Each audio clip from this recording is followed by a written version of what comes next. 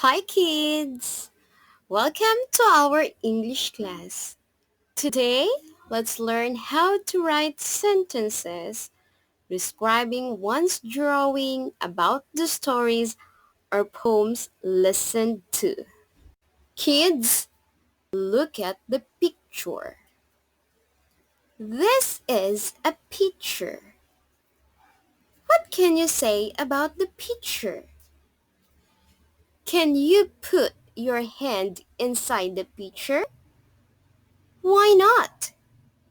You cannot put your hand inside the picture because it has a narrow neck. What is inside the picture? Inside the picture is the water. We use water to drink when we feel thirsty. This is a crow. What can you say about the crow? Can you point to its wings? Can you point to its beak? Before we start our discussion, we're going to read this story. Our story for today is about the crow and the pitcher. On a hot summer day, a thirsty crow looked for water to drink. It's hot! I am thirsty, said the crow. I need to find water. The crow flew from one place to another looking for water to drink. He finally found a pitcher near a well. But there was only water in the pitcher. He tried to drink from the pitcher, but no matter how much he tried, he could not reach the water. My beak is too big. The pitcher's neck is very narrow. How will I get to water? He thought.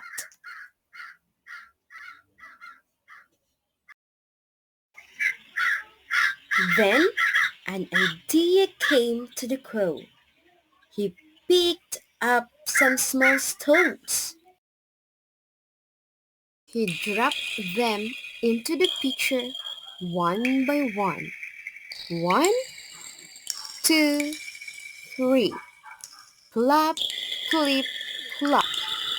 Little by little, the water rose in the pitcher. 4, 5, 6. Plop, plip, plop. The water rose some more. Soon, the crow could reach the water. Now I can drink, said the crow. Ah, it's cold and good. Did you enjoy listening our story today? Which part of the story do you like best? Can you draw it? Can you write a sentence about the best part of the story you like? How to write a sentence? Look at this. I have an example of a sentence based from the story The Crow and the Pitcher. The best part of the story that I like best is when the crow drinks water.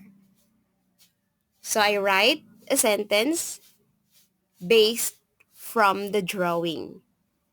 The crow is drinking water. This is an example of a sentence.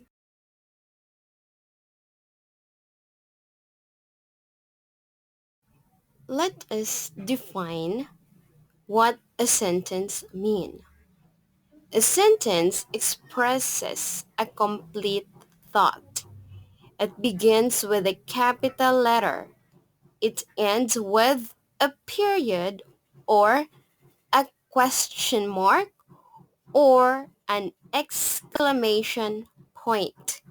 I have here another example of a sentence. Marie washes her hands with soap. Look and observe on how to write this sentence. Look at the word Marie.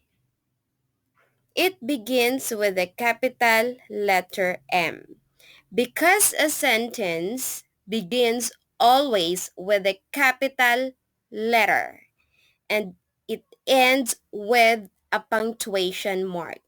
From this sentence, it ends with a period because this sentence is a statement. What are the following things to consider when writing a sentence based on one's picture or drawing? Here are the following things to consider when writing a sentence. First, a sentence starts with a capital letter and ends with a period.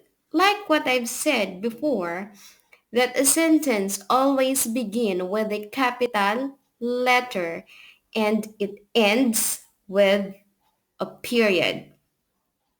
Because if you are writing a sentence that doesn't begin with a capital letter and it doesn't end with a punctuation mark, that is not a sentence.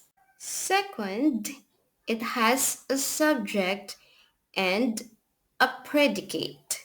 A subject refers to a unit being discussed in a sentence.